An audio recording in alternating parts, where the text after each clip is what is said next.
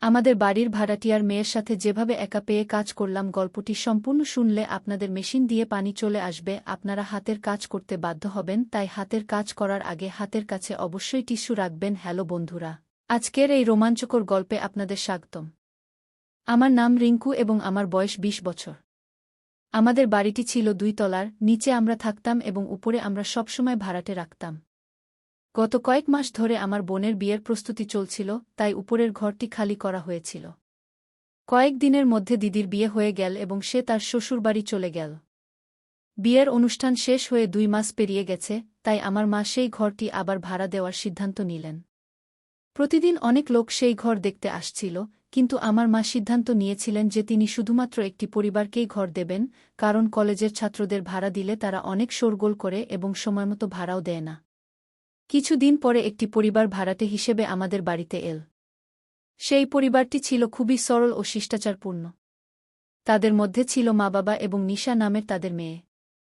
নিশার বয়স কিছুটা বেশি ছিল, কিন্তু সে ছিল খুবই মেধাবী ও গুণবতী।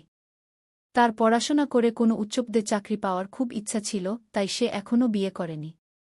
তার মা-বাবা তাকে কয়েকবার বিয়ের জন্য বলেছিলেন, কিন্তু সে সবসময় বলত, প্রথমে আমাকে একটা ভালো চাকরি পেতে দাও, তারপর আমি বিয়ের কথা ভাবব। নিশার মা-বাবাও তার স্বপ্নকে সমর্থন করতেন। নিশা সত্যিই খুব পড়ুয়া মেয়ে ছিল, সে প্রতি বছর কলেজে টপ করত। নিশা তার পড়াশোনায় এতটাই মগ্ন থাকত যে কখনো কখনো আমারও তার উপর গর্ব হতো। অন্যদিকে আমি গত ১-২ বছর ধরে পরীক্ষার প্রস্তুতি নিচ্ছিলাম। আমার গ্র্যাজুয়েশন শেষ হয়ে গিয়েছিল, কিন্তু কিছু প্রযুক্তিগত সমস্যা, বিশেষ করে ইংরেজির কারণে আমার পড়াশোনায় অনেক সমস্যা হচ্ছিল। এক সন্ধ্যায় আমি এবং আমার মা বাড়িতে বসে টিভি দেখছিলাম, এমন সময় নিশা আমাদের বাড়িতে এল। সে গত মাসের ভাড়া দিতে এসেছিল। সে আমার মায়ের হাতে ভাড়া দিল এবং চলে যেতে লাগল। এমন সময় আমার মা তাকে জিজ্ঞাসা করল, নিশা, তোমার পড়াশোনা কেমন চলছে? নিশা হেসে বলল, হ্যাঁ আন্টি, খুব ভালো চলছে। কি? তার কথা শুনে আমার মায়ের হঠাৎ একটা আইডিয়া আসল। সে বলল, নিশা, আমাদের রিঙ্কুও পরীক্ষার প্রস্তুতি নিচ্ছে, কিন্তু তার ইংরেজিতে একটু সাহায্য দরকার। তুমি যদি তাকে পড়াও, তাহলে তার খুব উপকার হবে। নিশা বলল যে রিঙ্কুকে সাহায্য করতে তার কোনো সমস্যা হবে না এবং তাকে পড়ানোর সময় তারও অনুশীলন হয়ে যাবে। আমার মা তখনই ঠিক করলেন যে আগামীকাল থেকে রিঙ্কু তার কাছে আসবে এবং সে তাকে পড়াবে। নিশা বলল, ঠিক আছে আন্টি। আর যাই হোক, আমি সারাদিন একা পড়াশোনা করি, রিঙ্কুও যদি আমার সাথে পড়ে, তাহলে আমাদের দুজনেরই উপকার হবে। পরের দিন নির্ধারিত সময় অনুযায়ী আমি কিছু বই নিয়ে নিশার কাছে গেলাম। সে ঘরে বসে পড়াশোনা করছিল, তার দরজা একটু খোলা ছিল, তাই আমি ধীরে দরজায় টোকা দিলাম। তার দৃষ্টি আমার দিকে গেল, সে তৎক্ষণাৎ উঠে হেসে বলল, আয়ো রিঙ্কু, আমি তোমারই অপেক্ষা করছিলাম। সে আমাকে বসার জন্য চেয়ার দিল। সে বলল, আমি কি জানতে পারি তুমি কতদিন ধরে প্রস্তুতি নিচ্ছ? আমি বললাম, আমি গত ১ বছর ধরে কিছু বই পড়ছি। এতে সে হেসে বলল, ঠিক আছে, কিন্তু আমাকে তোমার উপর অনেক পরিশ্রম করতে হবে। নিশা সত্যিই খুব মেধাবী ছিল, সে বিভিন্ন বিষয়ে আমাকে বিস্তারিত তথ্য দিত। তার কথা বলার এবং বোঝানোর ধরন থেকে আমি তার জ্ঞানের গভীরতা বুঝতে পারতাম। একদিন আমি তাকে বললাম, নিশা, আমার এই সব বিষয়ে খুব কম ধারণা আছে। সে বলল, তুমি চিন্তা করো না, আমি ধীরে ধীরে তোমাকে সব শিখিয়ে দেব, তারপর তুমিও আত্মবিশ্বাসের সাথে পড়াশোনা করতে পারবে। নিশা বাড়িতে একা থাকত, কারণ তার মা-বাবা দুজনেই সকালে কাজে চলে যেতেন এবং সন্ধ্যায় বাড়ি ফিরতেন। আমি সকাল, দুপুর, সন্ধ্যা বা যখনই সময় পেতাম তার বাড়িতে পড়াশোনা করতে যেতাম। এখন আমাদের মধ্যে বেশ ভালো বন্ধুত্ব হয়ে গিয়েছিল। নিশা খুব সুন্দরী ছিল, তার কালো লম্বা চুল, পাতলা কোমর এবং চাঁদের মতো উজ্জ্বল রং তাকে আরও সুন্দর করে তুলত। গলার নিচ থেকে সে এত আকর্ষণীয় ছিল যে কেউ তাকে দেখলে মুগ্ধ হয়ে যেত। সে সবসময় পাঞ্জাবি স্যুট পরত এবং দোপাট্টা ব্যবহার করে তার সৌন্দর্য আরও ফুটে উঠত। কিছু মাস পরে ব্যাংকে একটি ভালো পদে চাকরির জন্য শূন্যতা প্রকাশিত হয়েছিল, তাই আমরা দুজনেই সেই পরীক্ষার প্রস্তুতি নিতে ব্যস্ত হয়ে পড়লাম। ব্যাংকিং ক্ষেত্রের চাকরিগুলো আমার বেশি পছন্দ, তাই আমি এই সুযোগের সদ্ব্যবহার করতে চেয়েছিলাম। একদিন কিছু কাজের কারণে তার বাড়িতে পড়তে যেতে আমার দেরি হয়ে গেল। প্রায় ২টার দিকে যখন আমি উপরে গেলাম, তখন দেখলাম তার দরজা খোলা আছে। আমি দরজা খুলে দেখলাম সে ঝাড়ু দিচ্ছিল। সে ঝাড় দিতে এত ব্যস্ত ছিল যে সে আমার আসার খবরই পায়নি। সে ঝাড় দিচ্ছিল নিচু হয়ে, আর তার কাঁধে ওড়না ছিল না। যদিও আমি দেখতে চাইনি, কিন্তু হঠাৎই আমার নজর পড়ল তার সৌন্দর্যের দিকে।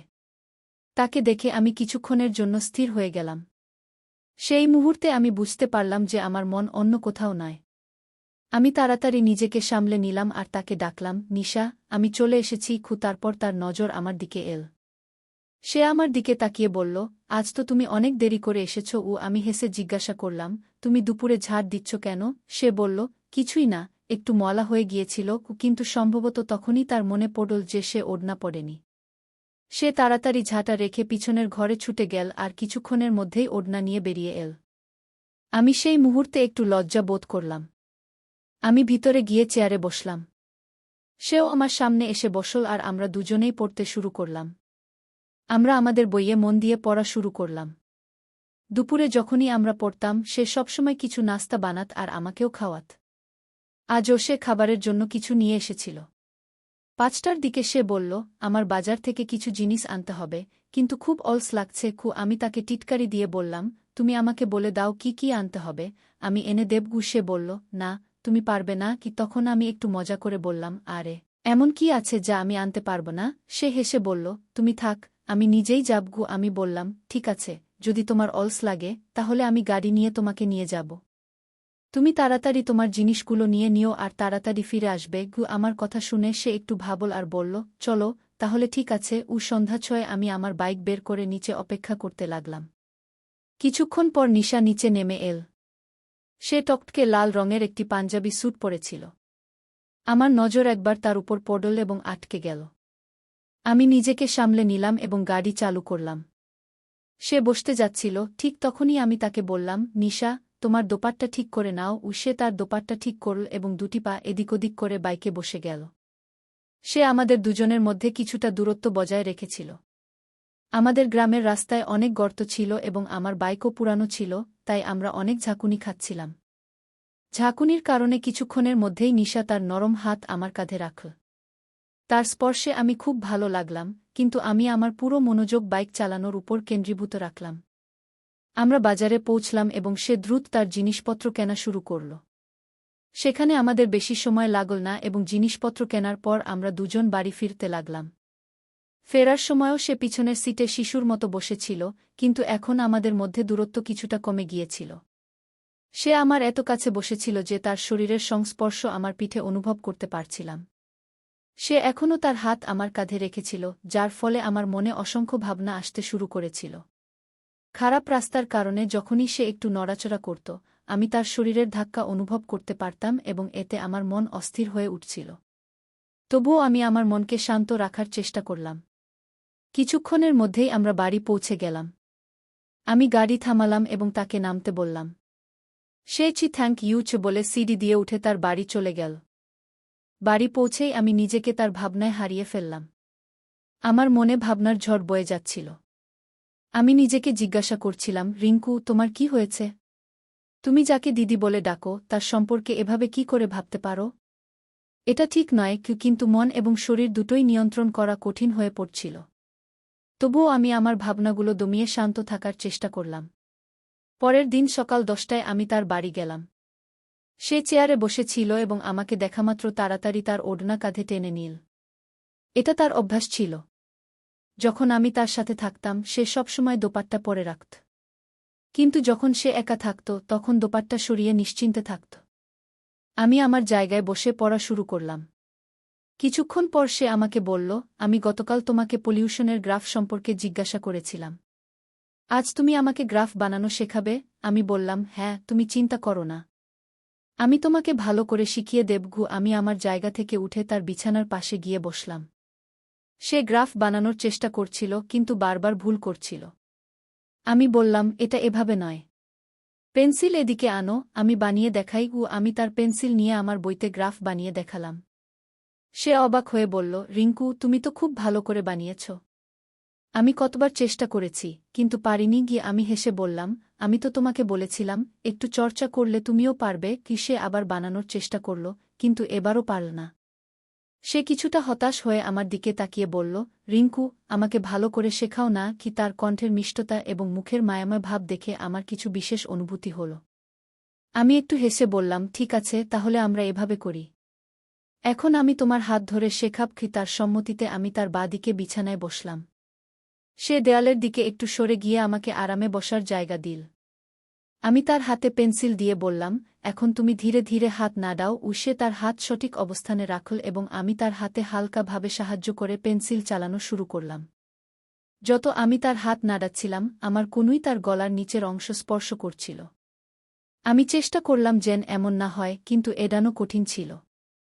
এত কিছুর পরও সে আমাকে কিছু বলল না, কিন্তু তার স্পর্শের প্রভাব আমার মনে গভীরভাবে পড়ছিল। আমি বললাম, যদি হাত খুলে দেওয়া হয় তাহলে সহজ হবে। ঠিক তখন পেন্সিলের মুখ ভেঙে গেল। আমি তার হাত থেকে আমার হাত সরিয়ে নিয়ে বললাম, একটু অপেক্ষা করো, আমি কিচেনে গিয়ে পানি খেয়ে আসি। আমি কিচেনে গিয়ে ঠান্ডা পানি খেলাম, কিন্তু পানি খাওয়ার পরও আমার হৃদস্পন্দন শান্ত হল না। তার প্রতিটি পদক্ষেপ এবং প্রতিটি আচরণের খবর আমার মনে ছিল। ঠিক তখনই রুম থেকে আওয়াজ এল, রিঙ্কু, দ্রুত এসো।